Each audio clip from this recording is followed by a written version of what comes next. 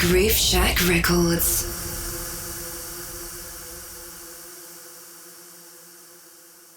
Hello and welcome to the Groove Shack podcast. Today's guest is a genre-hopping powerhouse, an award-winning DJ, producer, author and filmmaker whose creative reach spans from underground dance floors to global stages.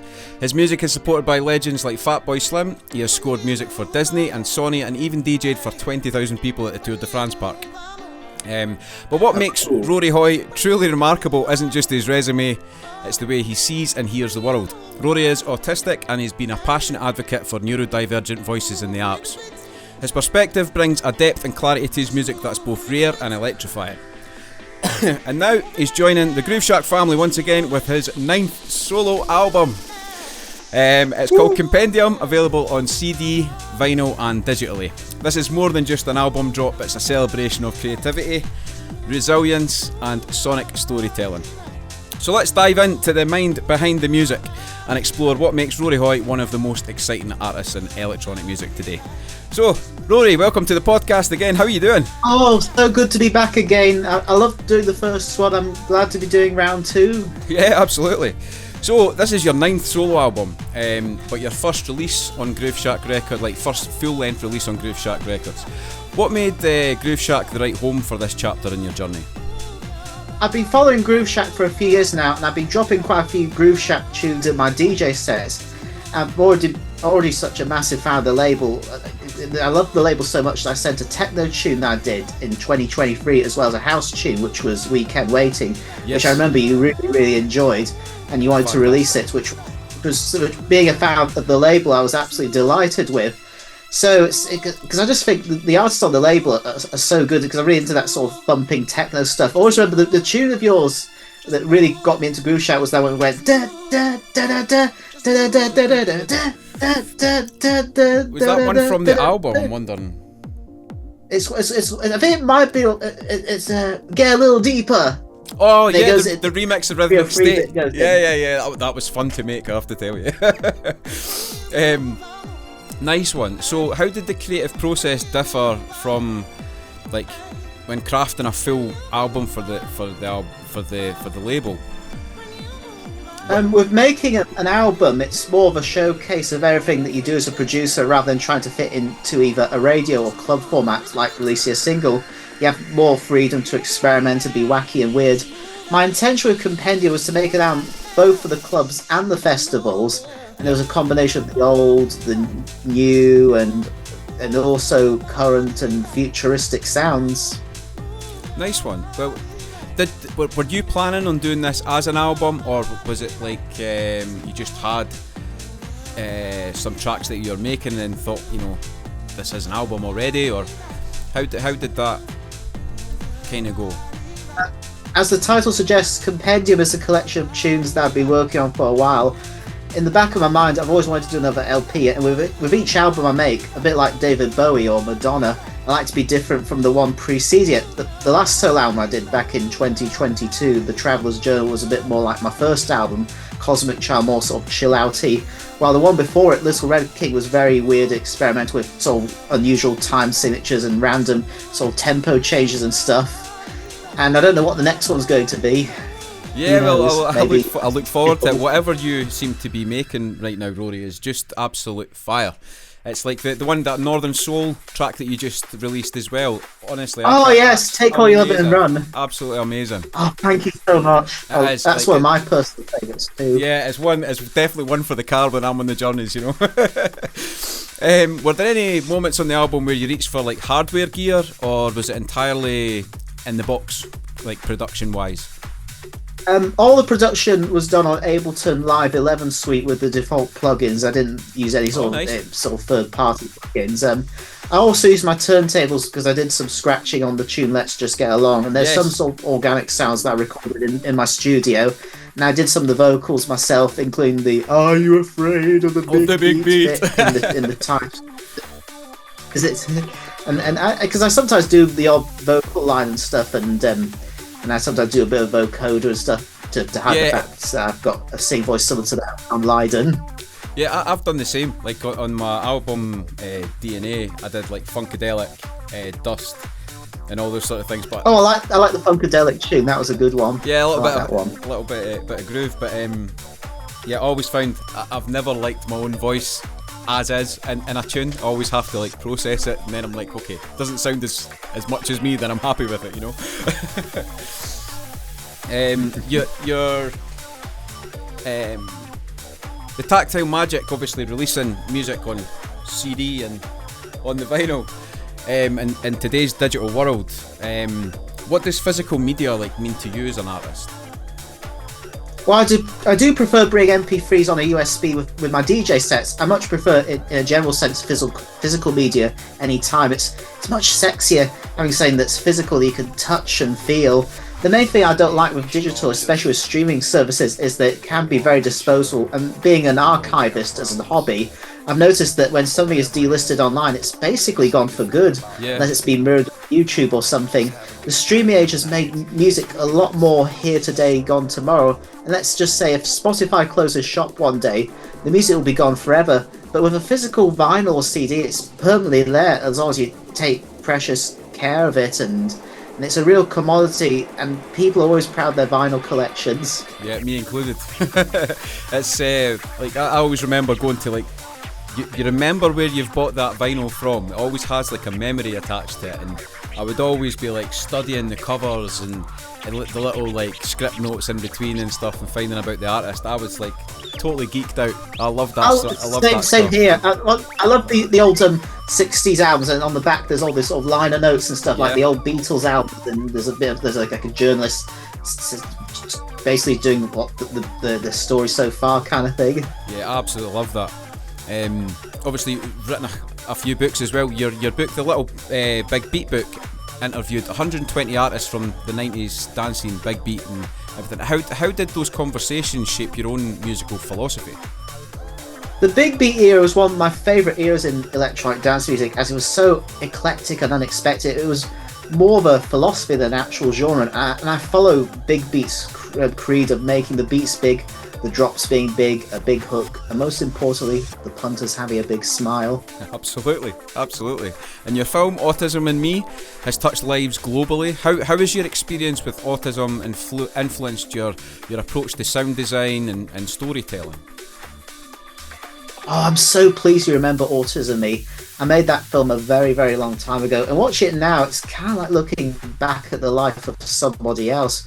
But with my autism, I feel like I have more of a commitment to my work, and with my accentuated hearing and perfect pitch, it probably makes the whole production process easier for me. I have an incredible memory as well, and I can see the whole picture before most other people. So I feel it's definitely an advantage as a musician. Very good. And do you find that your neurodivergence helps you tap into like creative spaces that others might overlook? That's actually a difficult question. I'm not sure myself really, but I'm always told by other musicians that with my perfect pitch and being able to work very quickly, it does give me a little bit of an edge. Yeah, nice one. So yeah, I've had this album in the car since I got this, and I have to say, for me, my favourites are, I mean, the whole album itself is just, in my opinion, a masterpiece. But my favourites: Move, Let's All Just Get Along, obviously Weekend Waiting, The Diplomat, even 8-Bit Memories. Like that like brought me back to my childhood, playing Game Boy Color and all that sort of stuff. I was showing my son the album in the car, and he was like, "What's this?" Because it's obviously a little bit different from what I normally play in the car. It's normally dance music. I listen to a lot of different stuff as well, bands, but his ears really perked up when this come on, and he was just like, "What's that?" You know. So he loves it as well. Obviously, Descent into Euphoria. I'm glad to hear that. You've got good taste. Oh, absolutely. Sent Into Euphoria is Fatboy Slim's favourite on the album. Yeah, Fatboy Slim. He loves that tune. Yeah, and quite rightly so, Rory, because it really is a masterpiece of how it's arranged, the intro, the build up and everything. It really gave me like I don't know, Chemical Brothers vibe with. Yeah. That's a real compliment. Oh, big time.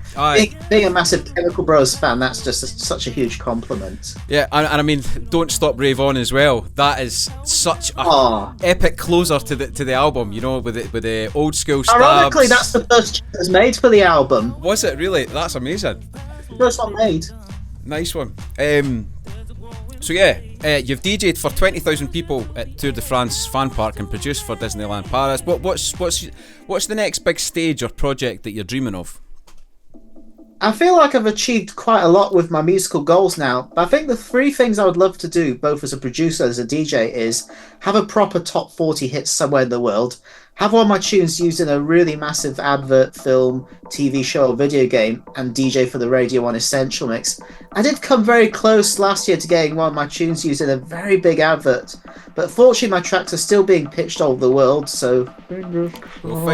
Fingers and toes crossed for you, Rory. Yes. If you could give one piece of advice to young artistic creatives trying to break into music, what would it be? It's actually a quote from one of my old video game. It's actually a quote from a video game that I just love. It's an old Nintendo 64 game called Star Fox 64, and it's never give up, trust your instincts. There's a character in it called Peppy Hare who's like one of your wingmen, and he says that to the main protagonist, which is Fox McCloud. And I just think it's good advice for anybody, not just for autistic people. But I've always lived by that quote. Amazing. What's one sound, genre or technique that you haven't explored yet but are itching to dive into or quite interested to get into? I feel like I've covered so many genres and techniques, but I think I've done a lot of stuff at the moment and in the past as a producer, as a DJ, but this question is really hard. The areas that I haven't covered tend to be the ones that don't particularly interest me, so I don't feel I could do a good job if my heart's not in it. Yeah, that's the thing. It's there's no point making something that, at the end of the day, you've got to make it for yourself. And absolutely. If it's like a lot of people trying to produce or make tracks to fit in or to follow a trend or to kind of impress I've someone. noticed that too, because there's a lot of people making Afro house at the moment. I tried to make an Afro house tune, and it just didn't sound like Rory Hoy anymore. It sounded more like Kenny G. Yeah, well that's the thing. It's like the more if you make music like this is how I do it as well. Like if you're making music for yourself and it gets you going, the chances are it's going to get someone else going as well, and it's going to connect with other people. You know. Plus, it's authentic then.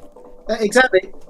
Yeah, actually, just to provide people, I'm not dissing the Afro house scene. There's some great choosing the genre, but it's just when I've tried to copy it, it just isn't me anymore. It's just me just following a trend. When I've tried to follow trends, it just doesn't sound like me anymore. It just I like it when I've just done myself basically. Yeah. No, I'm the same. I have done it in the past, but it's never really that rewarding, you know. So what's next for Rory Hoy? What's next for you? That's More true. albums? It's only for short term. Yeah.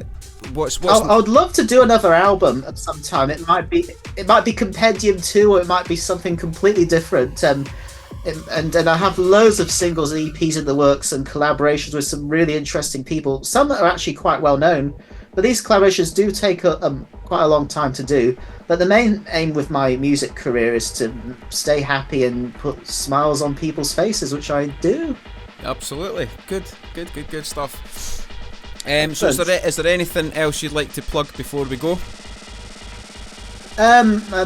Just basically buy or stream my new album Compendium. It'd be very good if you did it. The initial press has been really good, and everyone who's heard it says how much they love the album, and it's doing quite well at the moment. In its first week of release, it was in like the Juno Download Funky House albums top 10, sandwich in between Kylie Minogue and the Pet Shop Boys, which was that's amazing. Which was very nice. I've seen that. Yeah. And also and everyone who's heard the album says how fantastic it is, so it must be good. And that's basically it. And just if you see my name on a poster or something, just come along and see me. You'll get a really good fun DJ set. And I'm quite energetic and eclectic, so that's it really. Yeah, need to get you up to Scotland sometime to play. Oh, I have DJed in Scotland in the past, and I've DJed at the Arches, which is sadly no longer around. I've Well, DJed it's the back. O2. Do you know that it came? Oh, is it coming back? It's back, right? But it's not called the Arches. It's now called the New World, Glasgow. I went there to see Slam. Oh yeah. Not that long. It was this year, at some point. But yeah, they did like two or three open to close nights there, and it was good to be back in there because it had been years, obviously. But yeah, it seems to be back. They're doing more events now. Gary Beck's there. Excellent. So and I've DJed the Arches O2 OBC. I've DJed the Garage as well. That's good as well. Mm-hmm. Yes, and I used to DJ in Glasgow quite a lot because I could combine it with seeing my granny as well. But unfortunately, my granny passed away a few years ago, so I'm not DJing in Scotland as much. But I'd love to do some more Scottish gigs. I think Scottish audiences are really good, and they're really up for it. Yeah, they're up for it. It's like the Scottish and the Irish. They're very, very, very similar that way. They're ready to go from the get go. You know, it doesn't matter if it starts at 12 midday. They're on it. You know. Okay, well that's a wrap for today's deep dive with Rory Hoy, a true sonic explorer whose creativity knows no bounds. So Compendium, his 9th solo album, first full-length release on Grooveshark Records, is out now on CD, vinyl and digital, and if you haven't heard it yet, where you been? Do yourself a favour and plug it in. It's a masterclass of groove, storytelling and artistic freedom. So thanks for tuning in to Grooveshark Podcast. We'll be back soon with more underground energy, more boundary pushing artists and more reasons to turn up the volume. So until then, stay curious, stay creative and keep it locked to Grooveshark. Cheers, Rory. Cheerio. See you later.